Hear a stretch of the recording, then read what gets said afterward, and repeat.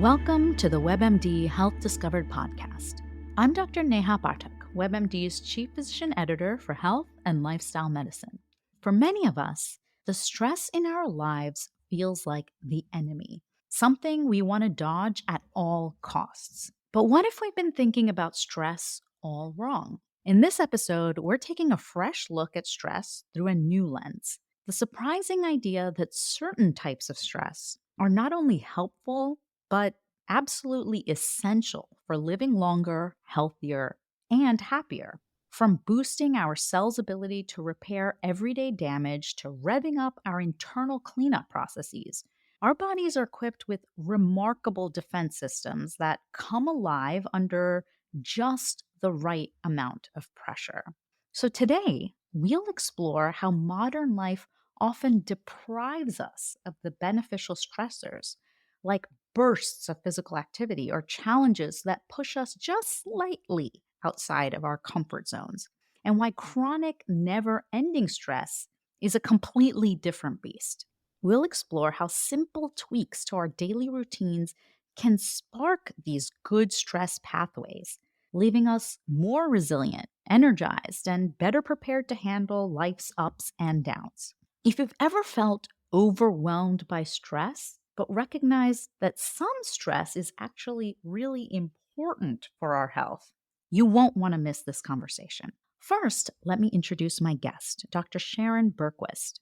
Dr. Bergquist is a board certified internal medicine physician, research scientist, lifestyle medicine pioneer, and author of the book, The Stress Paradox: Why You Need Stress to Live Longer, Healthier, and Happier.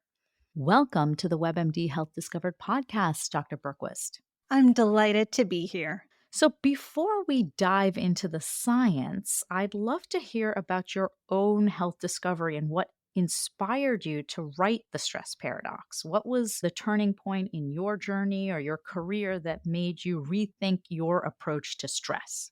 Yeah, so I've been practicing internal medicine now for 25 years. And the overarching question that my patients have is, how do I stay healthy? How do I not depend on medications? And how can I age well so that I can be around for my grandchildren? And even though those are seemingly simple questions in the modern world that we live in that's nudging us towards becoming sick, it's actually a very hard thing to figure out how do we do this in a practical way.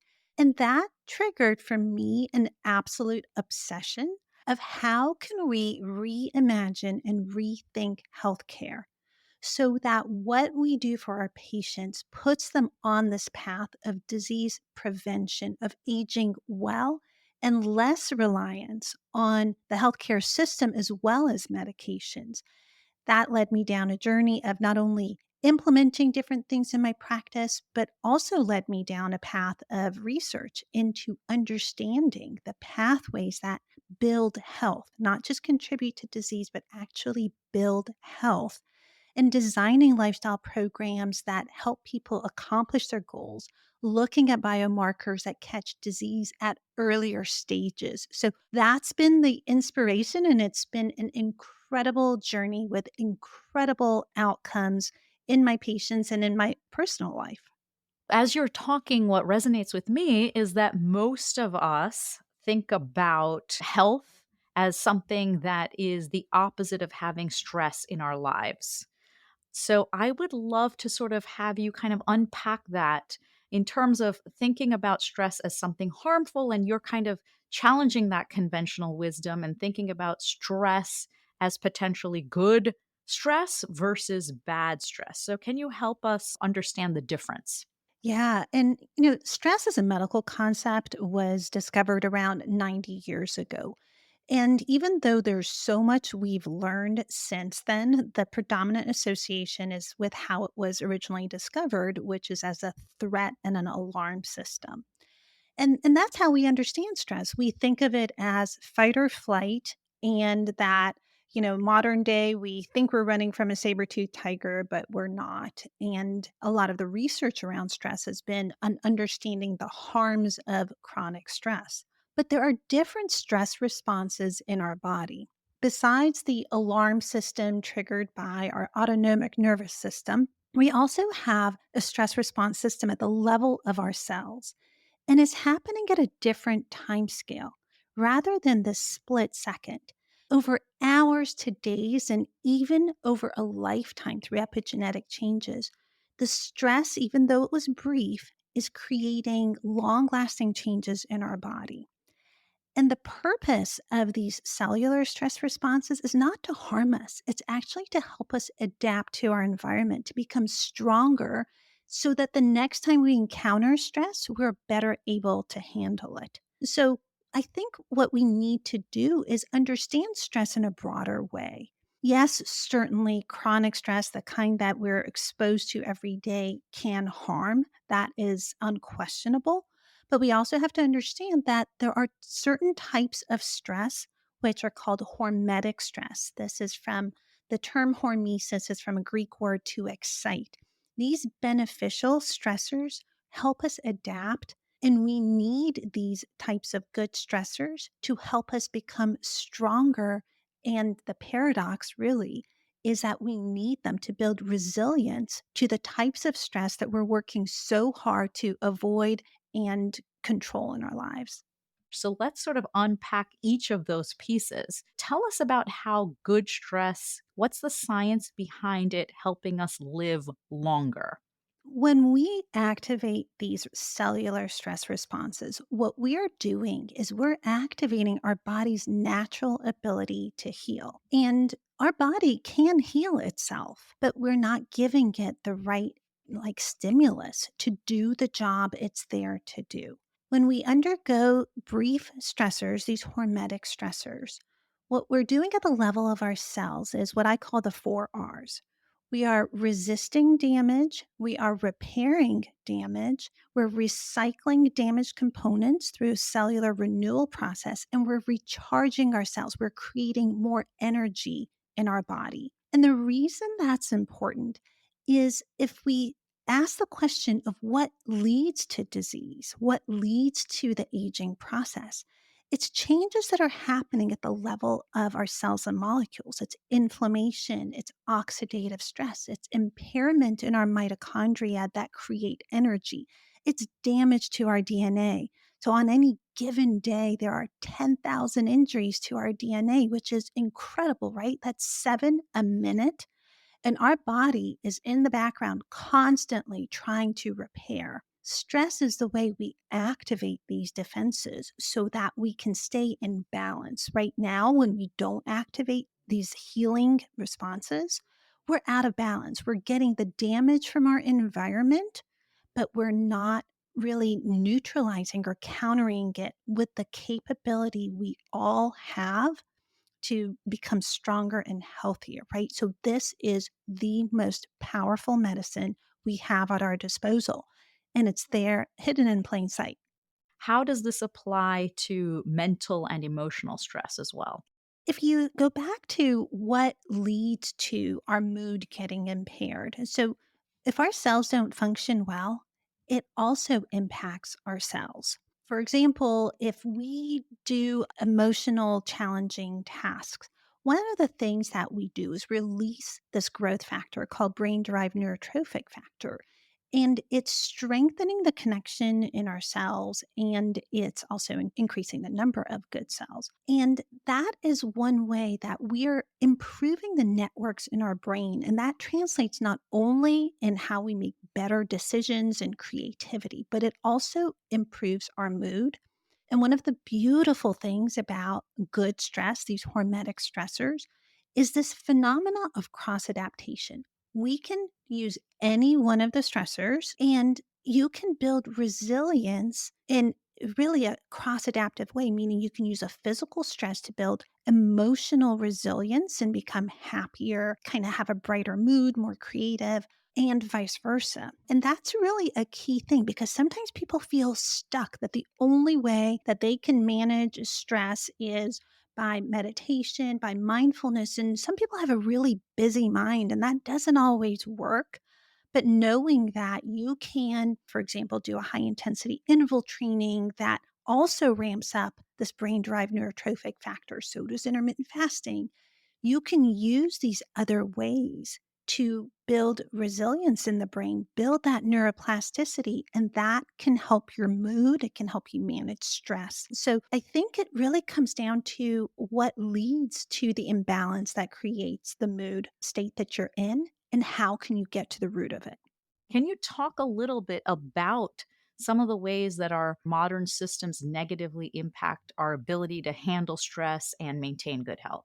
Yeah, so one of the key things here to differentiate is what makes stress good and what makes stress bad. So, the stress that we associate as harmful is chronic, continuous stress.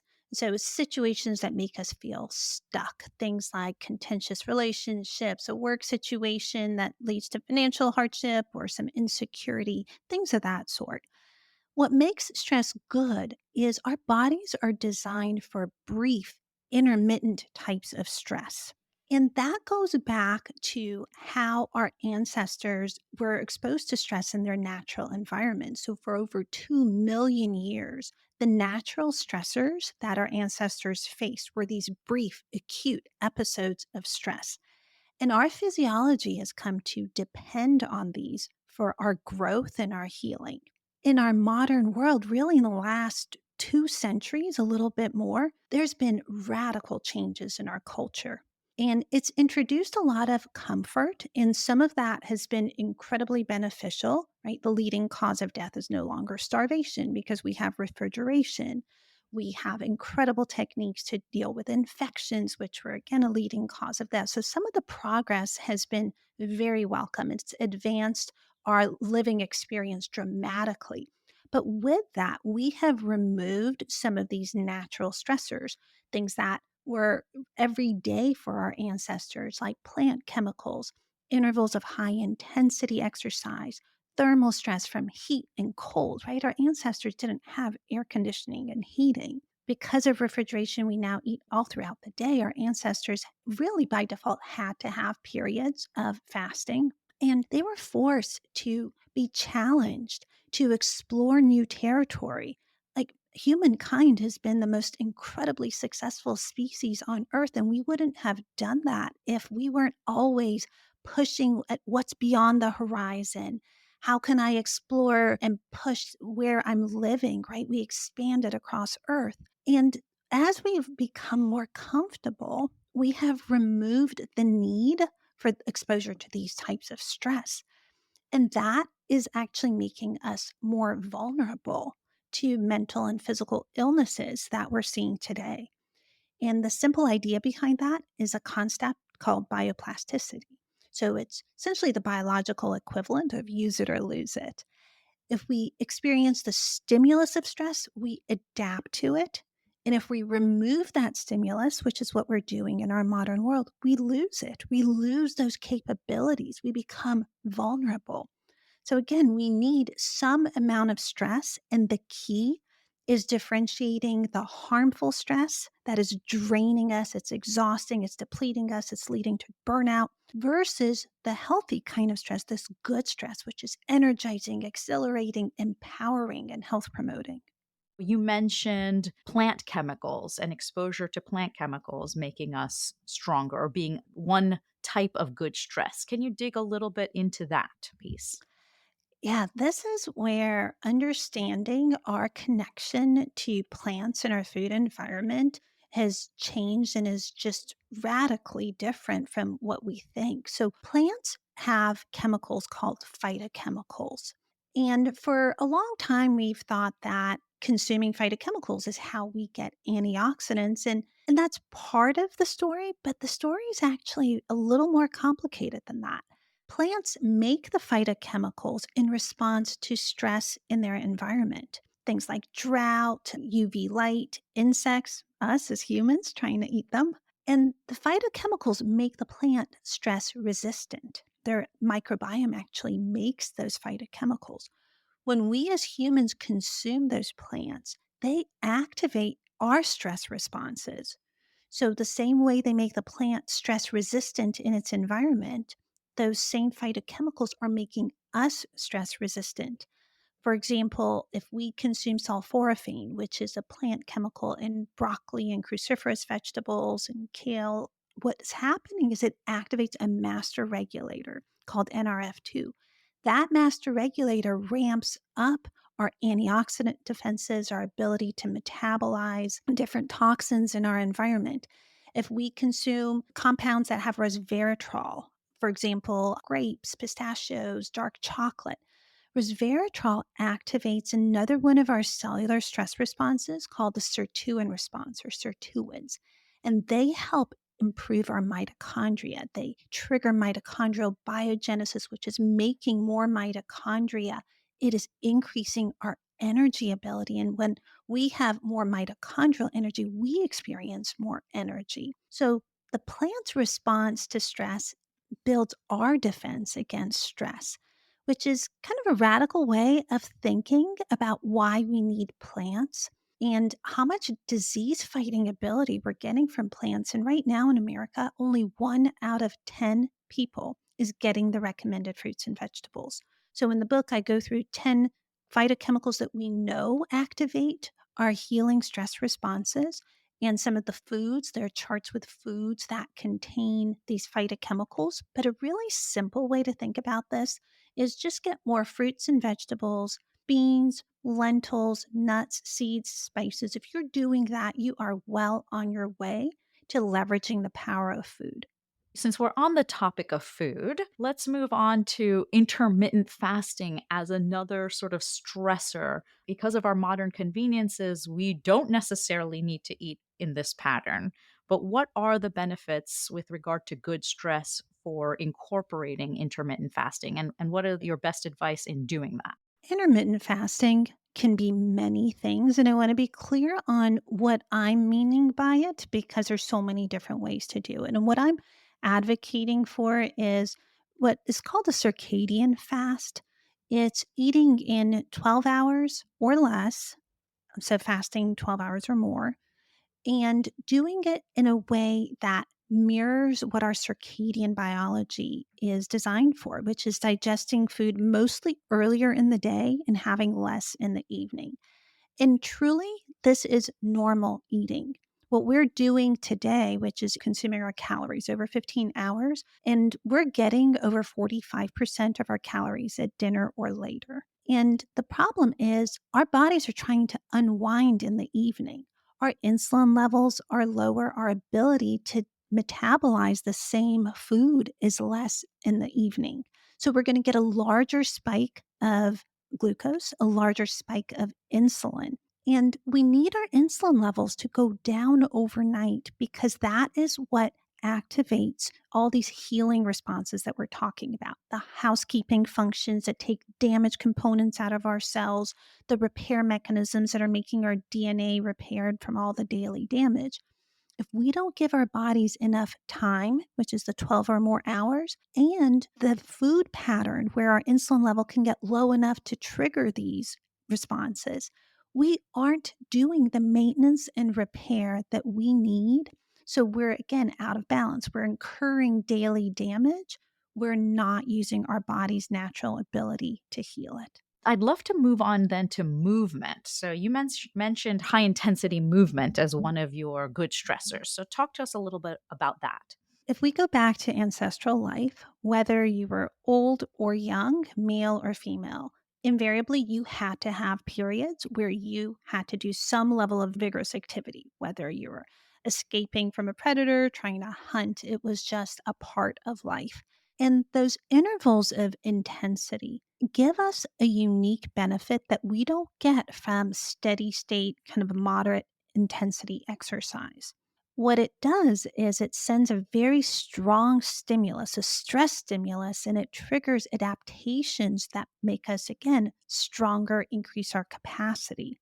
In the case of exercise, it's one of the most powerful ways to improve our mitochondrial health, which is right now the center point of all the metabolic disease that we're seeing in this country. When we get that strong stimulus, our body rapidly depletes energy with high intensity. And that rapid energy depletion is the signal to our body that we need to create more efficient energy. We increase our mitochondria, and our body has a special form of autophagy called mitophagy, where we're turning over damaged mitochondria and recycling so that we're creating healthier mitochondria.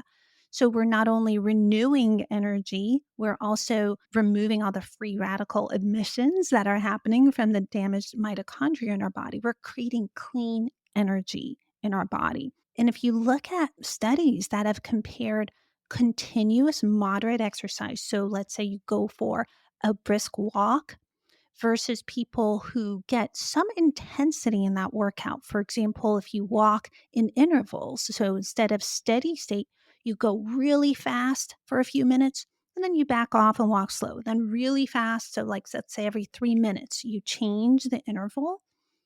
By doing that, you build greater aerobic fitness, and that is compared to people who are doing moderate intensity. So our body needs that little extra stimulus if we want to get the maximum health promoting effect that our bodies are capable of. So, in terms of practically speaking, how do you do that in your day to day life? How do you incorporate these bits of bursts of activity? What I do is if I'm going up a flight of stairs, I'm just going to run up that flight of stairs. Similar if I'm going to get my car out of a parking deck at work, I'm going to just go really fast up that flight of stairs. And so I think it's, just little bits where you can get it to get that intensity. And all of these stressors are just little things you can be incorporating throughout your day. It's just as simple as adding a plant food. So, just wanted to move on then to what you mentioned with regards to our exposure to various temperatures, so heat and cold. And I know that there's a lot of confusion. There's been a lot of media attention recently. Should you do cold baths? Should you not?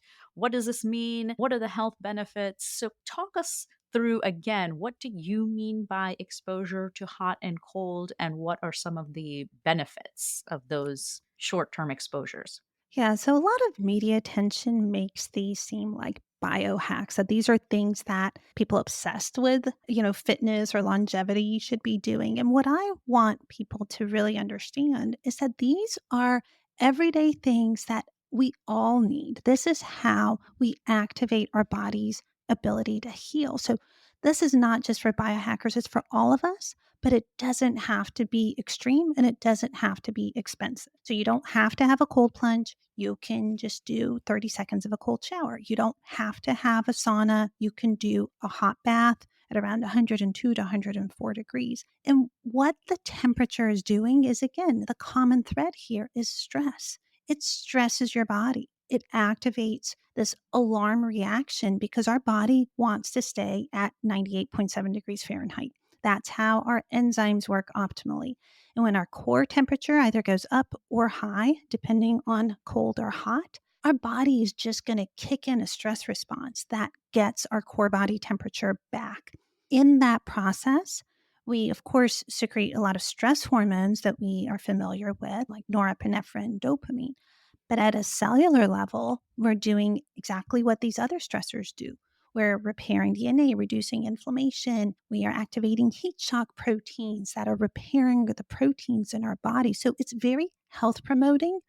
And temperature is one of the most underutilized everyday lifestyle practices we can all do. We can just turn down the thermostat to 60 degrees. And there's studies showing that just by doing that, for the study did it for 6 hours in shorts and t-shirt for 10 days. That in itself increased metabolism. It increased the amount of brown fat, which is a special kind of fat that burns energy instead of storing energy. I think that this is really interesting. This whole concept of biohacking or feeling like once you sort of decide that you're going to use a couple of these techniques, getting very compulsive, maybe potentially about trying to follow some of these techniques. So tell us a little bit about what you're thinking about with regard to right amount, right dose, right type.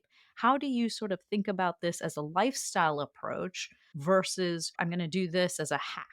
So, getting at the right dose, this kind of Goldilocks dose that we're talking about, the hormetic zone that activates our healing responses but doesn't become chronic stress, right? So, even a good stress can become harmful if it's too much. The way you can feel your way to this zone is by pushing just a little bit past your comfort zone, but not to the point where you feel unsafe or overwhelmed. And that is going to be different for every person, right? So in the book, I have protocols that just create a framework so that every person can individualize these stressors in their life. And it's going to be not only different person to person, but within the same person, it's going to be different day to day, depending on our recovery. So that's kind of an overarching, just past your comfort zone. You just have to be willing to get uncomfortable if you want this inescapable, it's an inescapable part of the growth that I think we all seek, and that we all have this ability to ramp up our human potential to live better lives if we just push past that comfort zone. So let's say we've followed these protocols, we're pushing past our comfort zone. Talk to us a little bit about recovery then. What should we be thinking about with regard to allowing ourselves to be in this recovery zone as well? Yeah, and I'm so glad you asked that because the key is not just to stress. You don't get all the benefits if you don't have adequate recovery. So it's during the stress that our bodies activate these healing defenses. We become more efficient. We ramp up our repair processes. It's in the recovery that we remodel and reconfigure our bodies to get to that healthier state. Stress without the recovery can accumulate. It can become chronic stress. So think of it like a yin and yang, like peanut butter and jelly. They have to go hand in hand. And the recovery is going to be different depending on the type of stress. And I go through this in great detail in the protocol. But if, for example, the stress is intermittent fasting or time restricted eating, the recovery is going to be nutrient dense meals with adequate protein, adequate fiber, and vitamins and minerals. If the stress is, for example, a really mentally taxing thing that you are working on, the recovery is going to be doing things like not like a deep rest, which are different than just zoning out and watching TV because you don't want a busy mind. You want to give your body the best chance of building neuroplasticity. So you either want to be out in nature or to do these forms of deep rest. So it depends on the stress, but the point that you bring up, which is so important, is that it's mild to moderate stress for a short duration followed by recovery. Stress, recovery, repeat. Stress, recovery, repeat. That Mhm. is the blueprint for us becoming our strongest, healthiest, and happiest self. So, talk to the listener who's really intrigued by what you've taught us today and wants to get started in incorporating this into their day to day life and maybe feeling a little bit overwhelmed. Where should they start? And how do you envision someone incorporating good stress into their day to day routines? Yeah, I think the idea of adding stress in our lives right now just seems so counterintuitive that I think it's natural to have some level of resistance or skepticism about it. But I think the thing that anybody struggling with stress should just know is that we were made for stress. It's just that the type of stress that we're exposed to is the kind that we weren't designed for. And that's why it's leading to harm. So we don't have to fear stress, and we certainly don't have to stress about being stressed. I think that's the key. It's a mindset shift. And I want everyone to really start thinking about this as a mindset. So much of what we're told is what to avoid. Our environment is harming us. We have to get rid of the processed food. We have to stop being sedentary. It's all about avoidance and fear and all these pollutants and toxins. And yes, there's merit to that.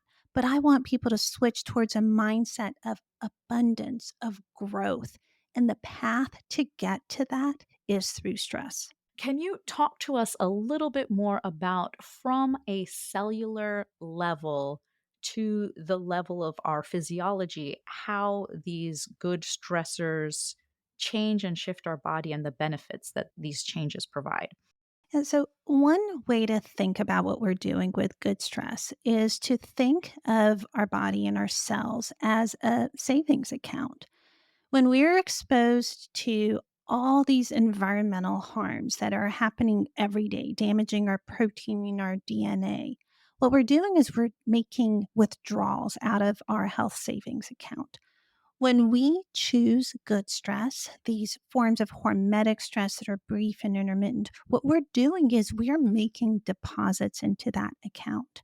I think that what we want to do is build our account, right? We want to build resilience, and that's ultimately the goal so that we can prevent disease and slow the aging process. So beautifully said. I've been talking about this with a lot of other moms in my community where we really want to build this bank for a time when in the future we might have to contend with an illness or a big stressor. And so the more we have in our bank, I love your analogy, the better able we'll be able to manage any kind of future stressor. Right. And that's what resilience is. Resilience is building your defenses, it's using stress to fortify your body in a way where down the road, if you get an unexpected illness, your ability to fight it is greater. For example, we know that if we use mental stress to build our cognitive reserve, our risk of dementia is lower by about 45%. So, yes, we need to make these small investments throughout our life, and good stress is one of the most powerful ways to do it. And that builds our resilience because there's so much that's unavoidable and unpredictable in our future. Can you say your mantra one more time so that we can take that home with us? And then I'd like to give you just the final few minutes of our time together for just a few more practical tips, strategies that you might want to share with our audience. Yeah, so the mantra is stress, recover, repeat. Stress, recover, repeat. What we know from the science of good stress from hormesis is that every time you expose yourself to one stress and then give yourself time to recover, there's a ceiling effect of how much it can increase your human potential. And it's about 20 to 25%. So going for really intense, big doses of stress aren't going to make you stronger, right? It just teeters into chronic stress. But when we do these repeatedly, stress, recover, repeat, over time, we can increase our human potential 60 to 90%, right? Think about that. We can almost double our human potential. And that's why this is so powerful. That's why we need a mindset of growth, empowerment, of activating our innate ability to fight disease, age better, live a better life, and live a life with more joy. Today, we discussed the stress paradox. We learned that while long term, unrelenting pressures can harm our bodies and minds, short bursts of the right kind of stress can be a powerful tool for building health. It's all about finding those small, controlled ways to push just a little bit beyond our comfort zone. Whether it's a quick interval workout or giving our guts the chance to rest with an overnight fast, or turning the shower dial briefly to cold. The key is to pair any good stressor with intentional recovery. So we give our cells a chance to feel the stress and then a chance to repair and adapt. Rather than fearing stress, we can embrace the body's natural resilience, tapping into a new mantra that I'm really interested in repeating over and over: stress, recover, repeat, for better energy, stronger defenses, and a brighter mindset. So don't be afraid to step a bit outside your comfort zone. To find out more information about Dr. Bergquist, visit drsharonbergquist.com. We'll have that information in our show notes. Thank you so much for listening. Please take a moment to follow, rate, and review this podcast on your favorite listening platform. If you'd like to send me an email about topics you're interested in or questions for future guests, please send me a note at webmdpodcast@webmd.net. This is Dr. Neha Pathak for the WebMD Health Discovered podcast.